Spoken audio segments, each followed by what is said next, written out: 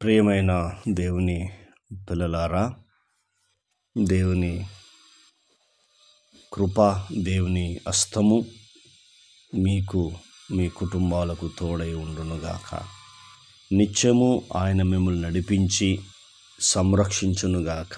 మీకు కాపరిగాను, స్నేహితుడిగాను, రక్షకుడిగాను, సంరక్షకుడిగాను ఉంటున్న యేసయ్యకు కృతజ్ఞతాస్తుతులు చెల్లిద్దాం. నిజమైన దేవుడు, నీతి న్యాయమును ప్రేమించే దేవుడు, ఆపత్కాలంలో ఆయన్నే నమ్ముకోదైన సహాయకుడు మన యేసయ్య.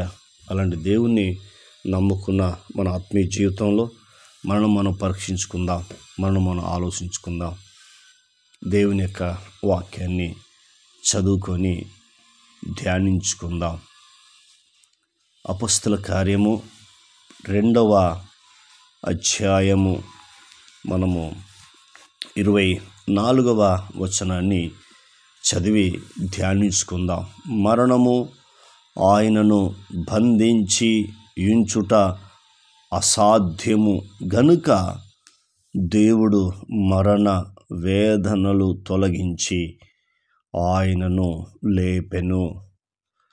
ప్రభుకు స్తుతి మహిమ కలుగును గాక. ఆమేన్, ఆమేన్. ఎంత అద్భుతమైన దేవుడో చూడండి. ఇక్కడ మాట్లాడుతున్న మాట అద్భుతమైన మాట.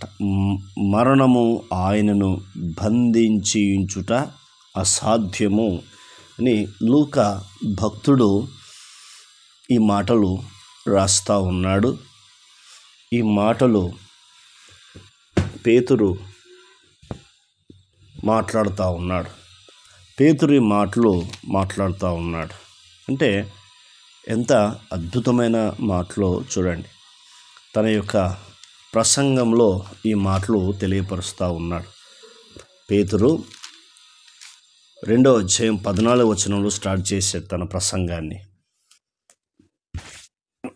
ఆ ప్రసంగంలో ఈ మాటలు మాట్లాడుతున్నాడు. యేసు ప్రభు వారిని ఉద్దేశించి మాట్లాడుతున్నాడు. మరణము ఆయనను బంధించి ఉంచుట అసాధ్యము అంటున్నాడు. అంటే దేవుణ్ణి మరణము బంధించి ఉంచుట అసాధ్యము.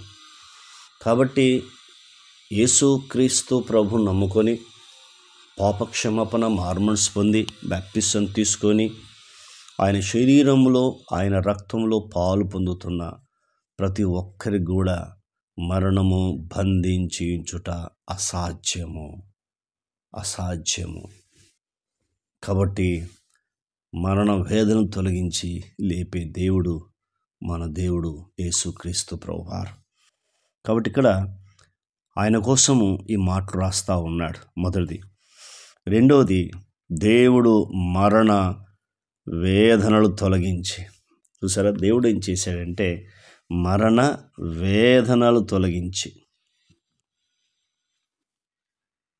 అందుకే ఆయన మాట్లాడతాడు, ప్రాణం పెట్టే అధికారం ఉంది, తిరిగి తీసుకునే అధికారం ఉంది.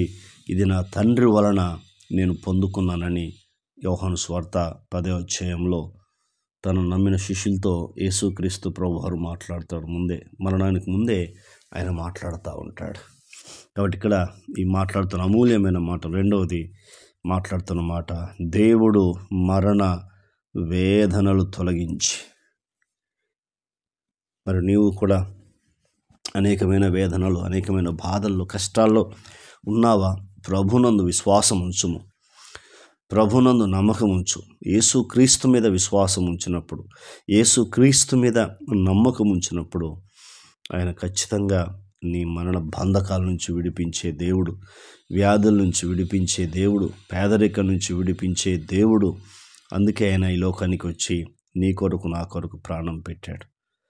కాబట్టి తండ్రి అయిన దేవుడు ఆ మరణాన్ని, వేదన నుంచి ఆయన విడిపించాడు.